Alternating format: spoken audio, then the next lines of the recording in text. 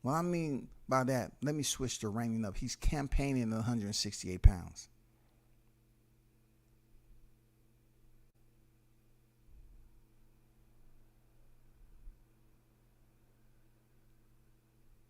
This is becoming a sad situation with these fighters. We have channels on here that's going on all these protests, these marches and shit for fighters that's over there at the PBC, right? And then you have them out here by themselves, just straight off, and then they putting themselves in front of the camera like, what the fuck are you talking about? So let me read. Maybe I need some clarification from you all in the chat. So look, I really need some clarification. Man, y'all give me some clarification on this Charlo shit. So let me go back up the ladder. You know, let me climb back up the ladder in the thread. Jamal Charlo say every name but the ghost that's been hunting him for 8+ years, Demetrius Andrade. He's back in the February to Andrade times Charlo the one. Hey man, it would be good if he actually, you know, gave Demetrius Andrade his shot instead of, you know, continue to complain about the same thing. With that said, I'm asking myself, what are you looking to gain from a fighter who's defeated Canelo Alvarez and he just defeated a bigger Gilberto Zurdo Ramirez? What do you think he's going to do to you? You're out here selling your O on camera. Did Al Hammond give you permission to do that, brother? Somebody gonna have to pay. I know when he got back to the headquarters, Al was blowing his phone. Now, man, what the fuck wrong with you? Well, you know you gotta come through me, man. Who gave you permission to do that shit? You think y'all niggas is up here making videos for fun? Y'all think I don't exist no more? You think because I'm up there on the West Wing, y'all think I don't exist no more? Man, what's going on with y'all? Jamal Charlo said every name but, okay, Big Blunt. What was weird was he was respectful to his face and later said he would knock him out when it was just him and the reporters. Andrade turned down 2 offers to fight Charlo. Espinosa said that the other day. Is countering an offer turning down a fight, especially when the counter got more upfront than both fighters combined on the offer their side made? Now, if anybody would know about this situation, it would be Ghost. You know what I'm saying? I have no problem trying to straighten this whole entire matter out if it's a topic that y'all choose to go back and forth to voice that, because it definitely will clear some things up, because I know it's a lot of people that runs off with the Andrade narrative on him ducking this and ducking that and being hard to deal with. But what I do know for a fact is that Ghost, if you and Blunts want to speak on it, you can let me know. Keeping the G, I want Spencer Crawford to slide up to 160 and dethrone Triple G real quick. I would say male, but that shit would drive Maul insane. I said that about Bud already. Shout out to Shaw Dudes of Sauce Experience, AK Showtime Shaw in the building. What's good with it, Showtime? Team Tuck in the building, December 10th. You already know. DJ7, peace to the chat, peace to WCS, peace to you, brother. Y'all choose to dang speak on it. Just let me know. The link can be delivered FedExed expeditiously.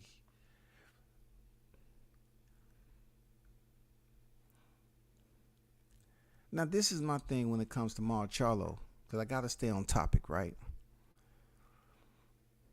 When you have been asked over and over again, and Mike Tyson asked you when there was very limited space in between y'all, he said, the Mexican monster. And you turned around, he ain't no Mexican monster. And you realize that was Mike Tyson over to your right. And you quickly changed that aggressive expression. And you know what I'm saying? You quickly revitalized that. And then you kind of changed it up and became a little bit more jovial. And you say, man, you know, They know who I am, man. No, the Mexican monsters, they need to know the names. Say the names. Man, I don't need to say no names, man. They know who I am. Say the names. Look, hey, look. Jamal Charlo, say the names. Look in the camera and say the names. He wouldn't say the names, y'all. But yet you're in presence. You're in the presence of Dimitri Bivol, that killer who has, look, he may have one belt at light heavyweight, but this dude will cancel you, Mar Charlo. This guy will stop you, Mar Charlo. If you listening, anybody from freaking Texas who may be on the line right now, listen to WCS, tell Mar Charlo, do not fight this dude at 168, bro. This dude will stop you. This is not Sergey Daryanchenko you're dealing with. This dude is proven that he can fight a guy and beat him coming up in weight. And look, he can fight a guy in his own weight class that's much bigger than him. He proved that he can make that shit happen. The only thing he hasn't proven is that he can go over there and defeat Artur Beterbiev. That's it. Better be Beterbiev, whatever.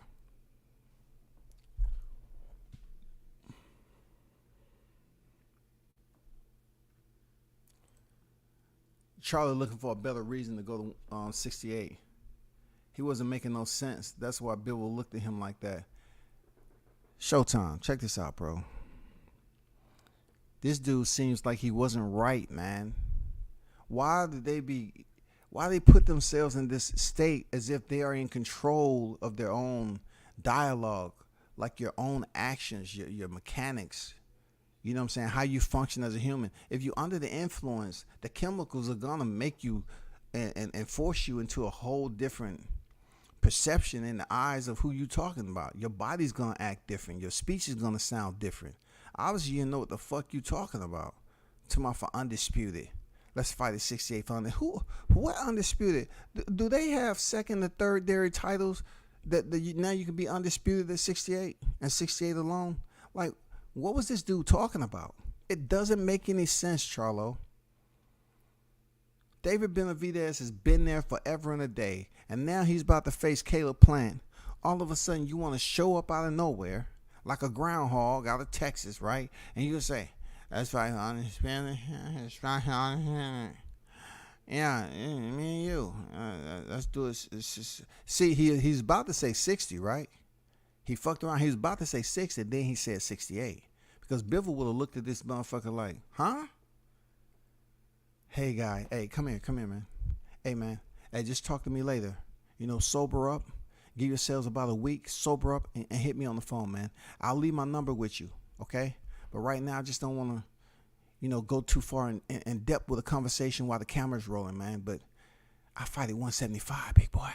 You know what I'm saying?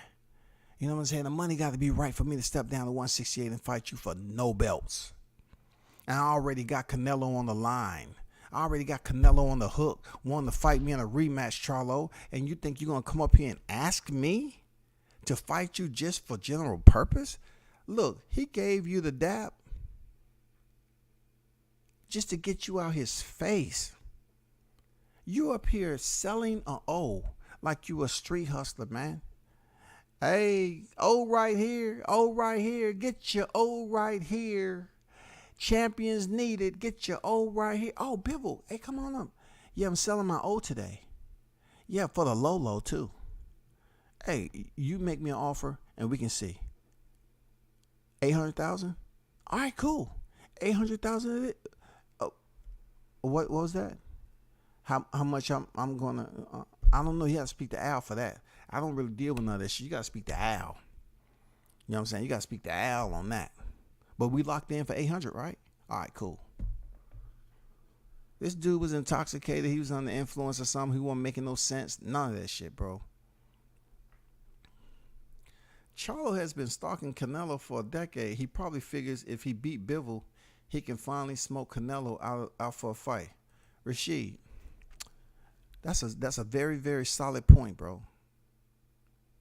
He should know that Carlos Adames put in the papers he won't next if you moving up. That belt standing at 60.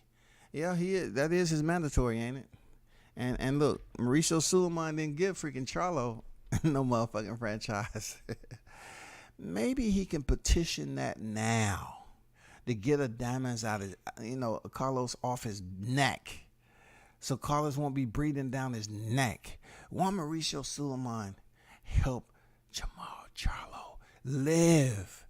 This man want to live. Come on, Mauricio.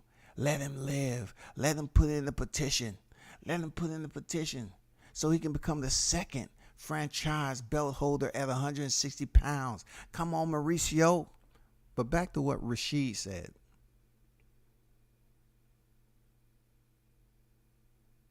He probably figures if he beats Bivol. Listen, what we need to do right now, I'm going to put my Cash App out there. We need to raise money for Charlo's burial. This isn't going to be pretty. We need to raise money for Charlo's burial right now if he steps in the ring with Bivol at 68. Bivol will destroy that guy. See, he's looking at Mel Charlo, and he was like, God damn, man, that one loss ain't that bad, man. The one loss ain't that bad at all. I got it. Little bro, don't call me little bro, man. I'm big bro now, nigga. Until you get your shit up, man, I'm big bro. I became undisputed at 54, man. You still up there pussyfooting at 60 and ain't shit going on. You got goddamn Gennady over there unified. Why you don't fight Gennady? A lot of what Charlo is saying don't make sense. Dude, you are trying to get up here and fight somebody that has Canelo on the horn already. Canelo has stepped in the ring and he seems like he wants to revisit to fight freaking Bivol in a rematch. You're calling yourself, look, imagine this, Ghost. Check this out. Isn't he doing the same thing Demetrius Andrade did to Canelo? Except Demetrius Andrade is going around actually trying to get a fight at the weight class. He's trying to just say, okay, if this what I have to resort to, I'm going to make it happen. I'm going to show my face. So goddamn, ain't this a bit? Charlo is trying to crash and ask for a fight.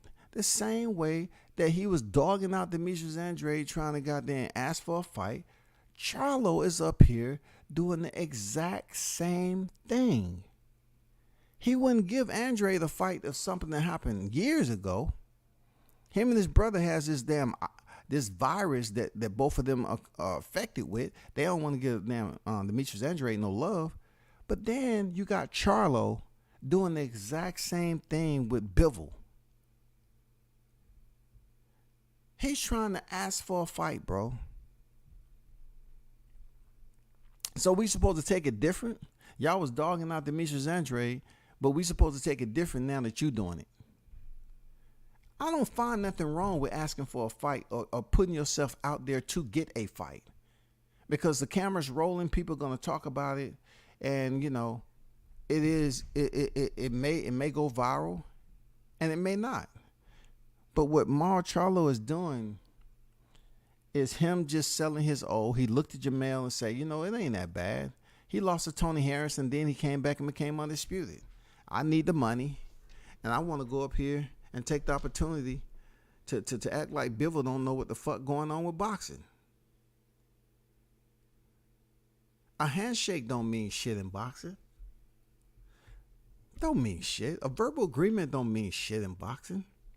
You know how many fighters that's on cross path and said they was going to do something and it never happened? Him talking to Bivol, man, is just a chance encounter. And I hate to say this about the brother, but it didn't seem like he was sober. He up here talking about undisputed, and Bivol's looking at him like, what? Man, you don't have no belts at 68. Canelo do. I know that for a fact. Let's fight at 68. I mean, you want to go up to 68 and just fight for free, like free game, like get a crowd a fight. And what are the implications again? Explain to the people what are the implications. Like, what do Bivol seek to gain off fighting you when he already has Canelo?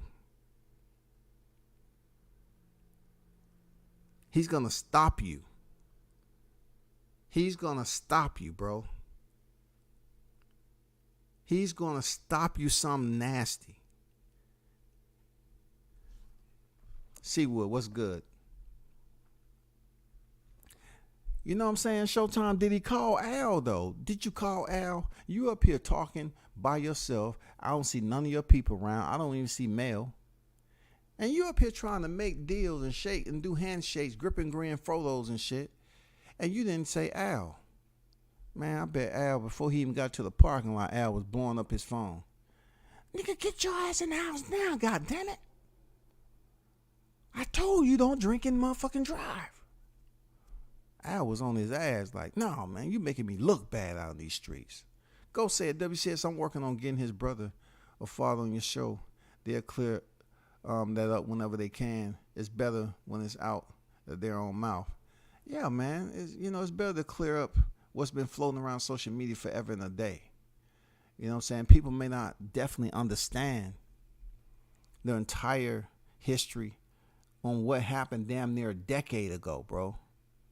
And why a person is still being put on the shelf and can't get a fight. All these fighters out here, all these big names, 2-division world champion. Hey, it don't make any sense. It doesn't make any sense, man. I like if you're gonna understand where boxers are coming from, and that this is not a sport where they go out here and recruit, these fighters from a convent or a Christian school, private academy. That's not where they recruit boxers at. Boxers come from all walks. So why are we up here talking about something he did 10 years ago? It makes no sense, man. I don't mind. I don't know if Andrade ducked, but Espinosa made it seem that way.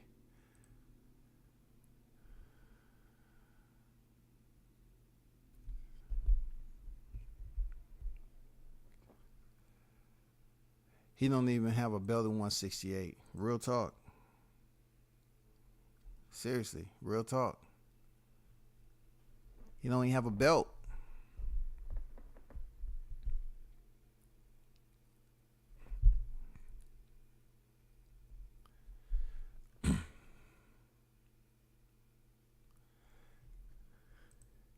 Hey. Hey, when I heard that, I was like, bro, where are your people? What are you talking about, fight for undisputed? He doesn't even have more than one belt. I think he might have been thinking he was talking to Beterbiev, bro. I don't know who Charlo thought he was talking to. You know what I'm saying? I don't know, man. Damn, these cats always coming out here and they're not sane, man. They're not sober. Someone right, man. Mauricio, please give him a franchise belt. That's an extra 10% for you. That's it, man. Insert that belt on Charlo so he can do what he want to do. He ain't doing shit with that belt, bro. He ain't doing nothing. Man, you got Triple G next door with 2 titles. WBA and IBF. None of that conversation comes up. You know what I'm saying? None of that. Charlo can't beat Bivol if they don't fight. True enough, he can't beat Bivol if they do fight. It ain't happening, bro. Didn't Maul say he would go to 54 and fight Bud? Which one is it? Do you want to fight Bud or Bivol, dog? Do you want to fight at 60, 54, 68? Hey, good question, man. It's a lot to unpack out of that, but what we do know, Blunts, is that Bud and Bivol both start with a B. Real talk. They both start with a B. So let's start from the basics. You know, just like freaking what's his name? That Buddy McGirt say, nothing beats the basics. Stick to the basics. They both start with a B. Basics, Bud Bivol. They all start with a B. I just remember that big man. He called out Crawford too. Yeah, he said he'd got there and come to 154 and fight his ass. He said he'll come down to a division where he left. And he felt that it'll be a good time, for him to say, yeah, I come down there. Because people pay to see that fight, real talk. If Mar Charlo's supposed to be the bigger Charlo, come down to 54 to fight Terrence Crawford, people pay to see that fight. Seriously. People pay to see that fight because it has that curiosity to it of him moving down from 60. I mean, that was an old stomping ground division for him. But we ain't talking about that shit, bro. We trying to figure out what the hell this nigga was talking about the other night. Biv was up there looking at him like, huh? He probably was smelling the damn Crown Royal off his breath. And he would say, yeah. So you gonna fight Canelo or Canelo vacating? What are we talking about? Biv was just saying himself, hey, what are we talking about? Has Canelo vacated tonight while we've been here? What's going on? I don't know. I don't know, bro. What are you talking about? He was pump faking when he was face to face with Bivol. He was begging him for a fight. Then got on Fight Hub talking that killer shit. He is real character.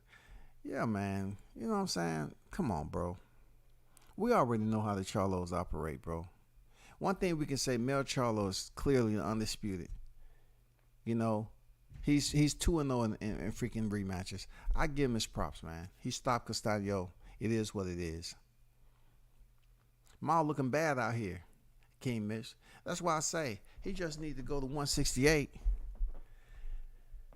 But again, why won't they smoke? Why won't they make Undisputed at 60 with Triple G? I don't know, man. Good question. Inquiring minds would like to know. We just want to know why you ain't trying to do nothing at 60, bro. Triple G is a good fight for you at 60. Then the only fight, if he still is, the only one you have left is down the WBO for Janabek. Bro, that's all you got to do. What's going on with Charlo, man? You're basically holding a freaking set of keys when it comes to the WBC belt. You're holding a set of keys, man. Charlo was champion at one. Okay, I read that. He definitely was on something. David Benavidez is on record saying there's some up to the events Liddy. Damn. He definitely was on something. David Benavidez is on record saying that they show up to events Liddy. Damn. Well, guess what? That ain't be the first time, man. I wish they would have showed up with that other guy. I wish they would have showed up with the other guy, and he was Liddy too. So we would have had all of them Liddy at the same time. I want to bring out the other guy because his fans are being deprived. You know what I'm saying? There's a source of social media deprivation that is consistent with him being in seclusion. You know what I'm saying? He is in seclusion, doing whatever he's doing over there. Maybe that was Jamel pretending to be Jamal last night. That's why he said undisputed. Hey, that's a good point, man. You know what I'm saying? That might have been Mel pretending to be Jamal, bro. Trying to get his brother a fight. Interesting. Somebody play the Pink Panther music, please. Yeah. Interesting. Could that have been a Mel Charlo pretending to be Maul? And actually, Mel was there trying to get a fight with Bivol for his titles. So instead of me thinking that Mar Charlo was trying to sell his goddamn it, Mel Charlo might have been up there trying to sell his entire cachet. Man, it can happen, man. Man, I can give you the whole stack for the low, man. That's a solid freaking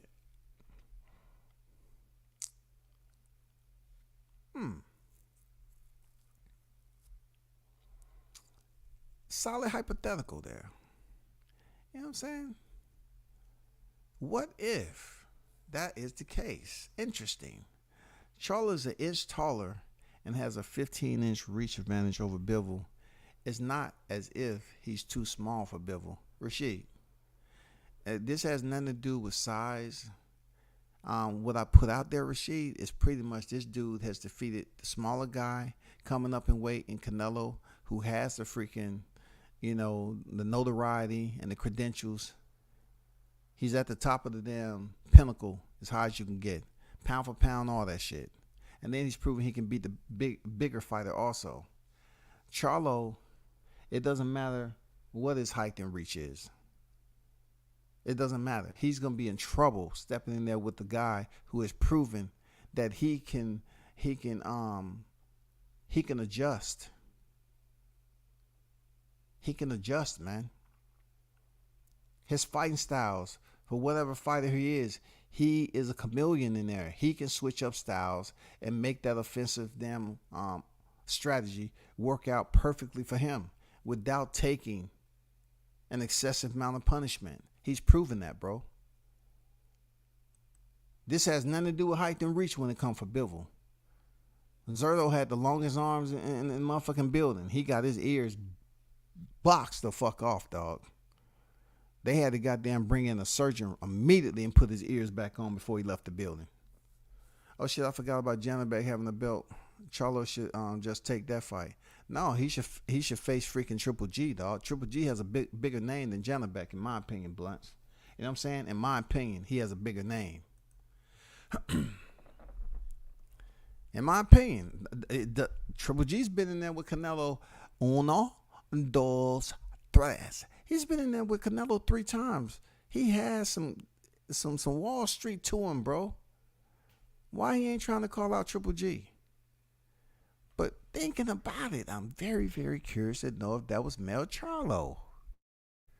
Maybe Mel Charlo was trying to advocate for Mar Charlo, or even on the sly tip, he was trying to be insidious to come up there and say, you know what? Let me try to put my name in the hat, but pretend like I'm my brother. And then we get on the phone. I'm going to say, listen, bro, I didn't want to say it in front of the cameras, but check this out. You know, it was me. I'm the undisputed. I can give you opportunity to pick up titles in another division. I want to put my belts on the line. And you see, can they make it happen at another weight class? Because he almost said 60, bro. You heard Charlo say 60. He changed to 68. So if that was Mel, it would make sense that Mel would say, I'll fight you at 60. When freaking Dimitri Bivol was 175. Man, he was on that good shit, man. Seriously, he was on that good shit. He was on the good shit, bro. He wasn't right in the head, bro. I'm just saying, that's very interesting. Tyrese, what's good, bro? WBC got a lot of controversy behind their belts. Fighters be holding on to that WBC belt for dear life. I think Mauricio comes out with franchise belts for each division. I said that he would insert those belts whenever he felt like it. It's just been at a standstill right now, from Canelo to Lomachenko to T.O. to freaking Juan Estrada, George Kambosos, and now to Devin Haney. You know what I'm saying? So who else is going to get a franchise belt? We don't know. We don't know. Charlo's a 3-fight away from undisputed. Charlo is 3 fights away from undisputed. He can fight Carlos. After that fight, Triple G and Janabek.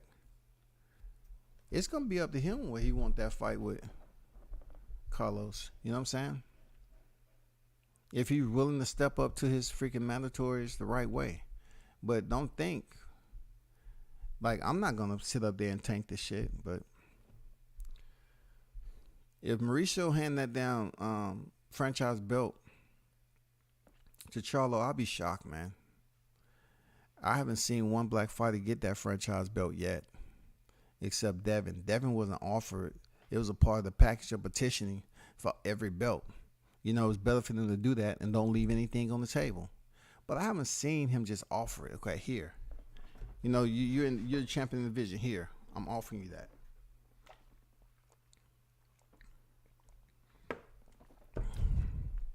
I mean, let's not forget how Mar Charlo picked up the belt himself. Let's not forget that. Not to bring up and pull the scab off old wounds, but let's not forget how he got the belt. I'm just saying, I'm putting it out there. I'm just putting it out there. That's all, man.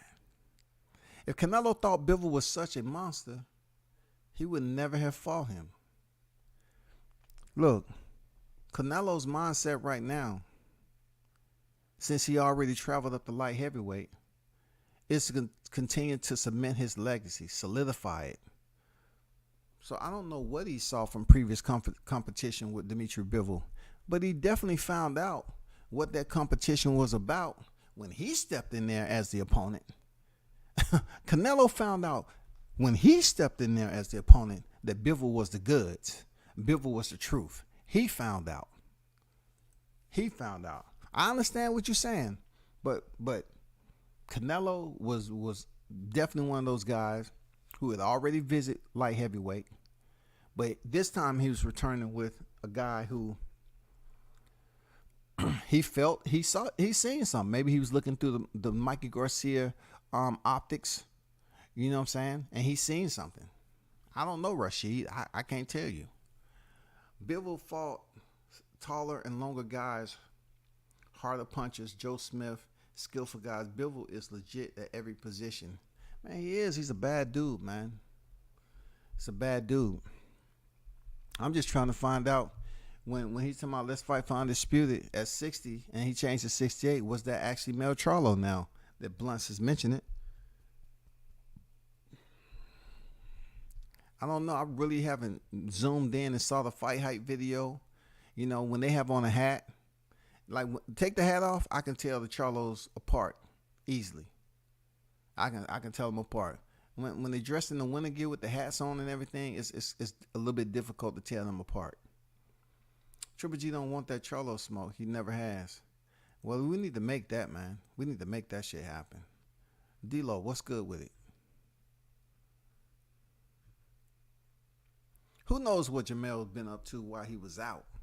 He probably thought Bivol took the 168 stress from Triple G. Dude, stop it, bro. So stop it. He said he probably thought Bivol took the 168-pound straps from Triple G. Damn, dog. That would have mean that Triple G would have had to beat Canelo in the last fight and then do a quick turnaround for Bivol to come over there in the night and him and Triple G have a fight in the backyard or something. I don't know, bro. Something ain't right with them damn Charlos, man. Something ain't right over there, man. It's a holiday season too. Should we blame it on spiked eggnog? Could the eggnog been spiked? I'm just curious. Somebody to help me out. Could the eggnog potentially been spiked with some Cavassier, Crown, Hen Dog? You know, what could have been it? Some Patron? We need to find out something. Adames, we're not gonna act like Adames didn't just ask Janabek why won't Janabek fight him.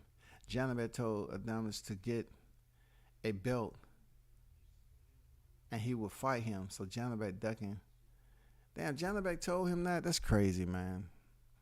All these fighters say get a belt, get a belt. I can understand. People want to get unified, but yet they don't want to pay sanctioning fees. The motherfucking get a belt seems and sounds pretty decent, but come on, bro. Come on, you got sanctioning fees on all that. Yeah, it looks good to have more than one belt, no doubt.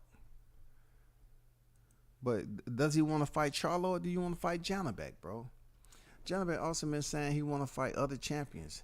It's good for Janabek and Charlo for them both to fight. Canelo's legacy is being protected and overrated. Say what you want. He's still the cash cow there, Rashid. You know what I'm saying? He's still the cash cow. He's still the type of fighter that has PBC trying to lock him in to multi-millions fight deals where they sacrifice their damn in-house fighters. You know what I'm saying? Canelo, come here, Canelo. Aquí, amigo, ven aquí.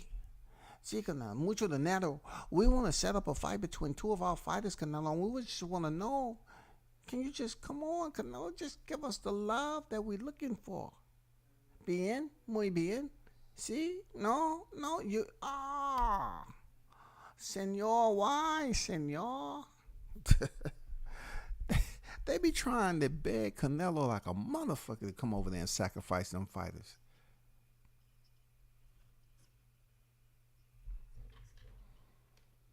Hold on for a second.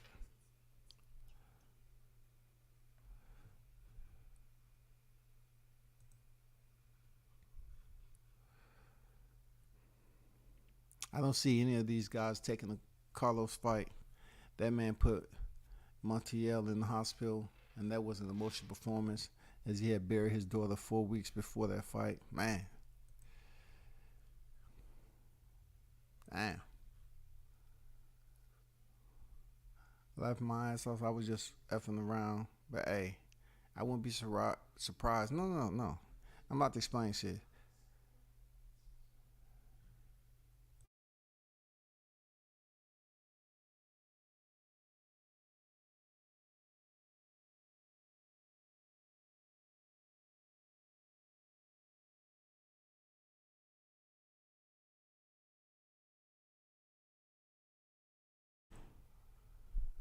I was just effing around. But hey, I wouldn't be surprised if they was out there doing some twin shit. They probably did it in school, switch class and shit, pretend to be each other. The only reason I said what I said because it just looked like when he said he'll fight him, and it seems like he was about to say 60, but he's changed to 68. That's the only reason why I said what I said. Like, either way it goes, it doesn't make sense for either fighter. Like, it seems like he was just trying to gather and correct himself on the fly. I'm serious. That's what I took from it. Like, it seems like he was going to say 60. Okay, Mal Charlo fights at 60, but Mel Charlo is 54. Mel Charlo has the undisputed titles. So if he was trying to get a fight with Bivol, him playing a damn double twin role, he was getting confused because he's under the influence or something. I mean, the shit was just getting real wild and crazy, bro. You know, he was getting real wild and crazy. Will Mel Charlo fight this man at 68? I doubt it. But Mal Charlo, has he never made the commitment for 68? Not at all. Has Benavidez's name came up? Yes. Is Bivol considered a more lethal, dangerous opponent than Benavidez? And in my opinion, yeah. He's more dangerous than David Benavidez, man. So why would you want to fight this man at 68, him coming down for 175, no belts on the line? I can see if you said, okay, maybe we can fight somewhere where you can put your... Nah, man, it don't make sense, bro. Fuck it. It don't make sense. Now, Canelo started believing hype. He thought he no longer needed catchweight clauses or clenbuterol. He finally gave a top guy a fair one and got the brakes beat off. He gave shit. He finally gave a top guy a fair one. I feel you, man. I feel you, dog. I feel you. But Triple G, man, I don't know why these damn middleweight champions ain't fighting each other. You know, both Yola Murata was on the motherfucking shelf rocking. Triple G was out there kicking rocks, going bird watching, and all of a sudden they fight. I mean, Yola Murata was out of this, just chilling for I don't know how long. He goes in there and gives up that belt easy. Now what's next, man? Triple G, now what's next, bro? Damn, dog. You don't want no Charlo? You don't want the WBO title? What the fuck is up, dog? I'll tell you what Janabek said. No, they sparred like 55 rounds. Let's just say someone got whooped. If that's the case, then Janabek should step up, bro. He's a champion. He should step up. He should step up, man. He should step up. Why would it be a wrong time, you know? He should step up. If that's the case, why don't he just step up? You're a champion now. It's time to step up, for real. For all about that, Carlos was going off, and it wasn't close. Goes, yeah, I saw that. So would you agree Janabek ducking that dumbass smoke? I'm not surprised. I thought Janabek would have stopped Bentley. Janabek had a lackluster performance. I don't see the hype in him, man. When I looked at his back and it looked like a fucking dartboard, I said somebody need to get that man some freaking hydrogen peroxide, some rubbing alcohol or something. Then his belt looked like he backed up into a cactus tree or something. Them pads or whatever nigga was broke out on. I wonder did they have tests in that fight? Shit. Janabek claims he can't get fights, so he needs to fight Hami or Adames instead of trying to little boy them. Yeah, you definitely need to. Everybody over here calling your name, even people on the YTC want to call Janabek's name like he the next best.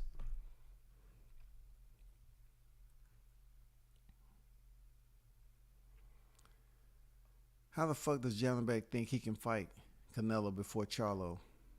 I have no idea. Well, truth be told, just like D-Lo just said, he might think he can fight. Janabek may think he can fight Canelo. You know what I'm saying? You know how that is, right? If you looked at that post up there, you know how people say Canelo cherry pick. So, he'll come up here and get Janabek the shot before he'll get Charlo or anybody else the shot. You know what I'm saying? Because he feel that Janabek would be a much easier goal than Charlo. For real. That's probably why. The whole 160 pound been stagnant for years. It's a disgrace to the once uberly glamorous division. I even said that it'd be cool if Terrence Crawford even thought about stepping up to 160 and facing freaking Triple G. You know what I'm saying? As old as he is right now, he's unified champion. That can add a fourth division to his freaking legacy. And it's all about him trying to step up 2 divisions. It's not impossible. You know what I'm saying? He'll definitely have to have enough training camp to bulk up to that. But it's not like Triple G can't be outboxed, man. We seen what happened in there with him and Canelo 3. Oh, my goodness. Say less. Oh, my goodness. Can we say Triple G is partly responsible for the progress of 160 pound? Man, stop it. Stop it, Blunts. Man, come on, bro. Well, let me read that again. Partly responsible for the progress of the 160 pound division. The lack of progress? Because ain't shit went on. For a minute, it was Charlo. Look, it was Charlo. And then Yoda Murata was elevated. And then Triple G. And then Janabek beat the 160 pound champion when Demetrius Andrade vacated or whatever, and then whoever fought for that WBO title. For a long time, the division was pretty much stagnant. Wasn't too much going on with that shit at all. And then all of a sudden, Triple G gets to fight a guy who's been out the ring for several months. Over a year. He's been out the ring over a year. He comes back and unifies. Still no talk of the WBC and the WBO titleists fighting in between. Fighting the WBA and the IBF champion, Gennady Golovkin. Gennady is just sitting around waiting with 2 titles, and he gets a damn trilogy with Canelo. The shit was garbage. Trash, bro.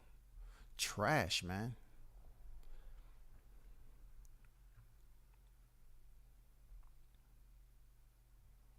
Triple G a champ, but they was moving him a certain way to have him ready for Canelo in Triple G3.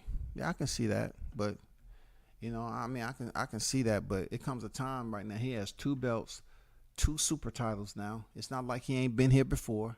And why isn't any other progress happening? Why isn't anybody trying to, call out? Why isn't freaking Mauro Charlo trying to call out Triple G when he has 2 belts? So that will make it even more beneficial for you if you choose to become undisputed. That'll set you and your brothers over the top. You try to set up the fight for Triple G, even though it's going to be in 2023. He just get out the ring. He's old ass. You have to give him freaking 3 months to recover. You fight WBC, put all that shit on the line, WBA, IBF. You win that, Charlo. Then you get to fight for the WBO. If you're able to unify that whole division, you and your brother can take pictures and goddamn talk your shit over there. That's all. Because Lord knows that other guy, he ain't gonna be undisputed anytime soon. at least you, the two twins, can be undisputed. You know what I'm saying? Y'all can walk up in the world-class boxing gym and rub it in his face. That's what you could do. That's what you can do. Y'all become undisputed. Take them pictures to my, you the Charlo twins. Okay. Motherfuckers start paying attention. Oh, shit, the Charlos, man, they both undisputed. And you know, take it over there. Take a picture in front of the world-class boxing gym and say what never happened. You know what I'm saying? Whatever the caption, the Charlos got it done. The Charlos got it done. Period. When others couldn't, the Charlos did. You know what I'm saying? No. When others couldn't, the Charlos could. You know what I'm saying? When others couldn't, the Charlos could. Something. But hey, man, I'm about to get up out of here. Appreciate everyone for pulling up. I definitely got to bounce, man. Hey, y'all hold it down, man. I'll probably be back on a little later. But shout out to the winners, you know, Charles, Bad News, Conwell. Salute to that victory. And Regis Prograis, man. Rugaroo in the building. Continue to support the channel, man. Hit the like button on the way out. Trying to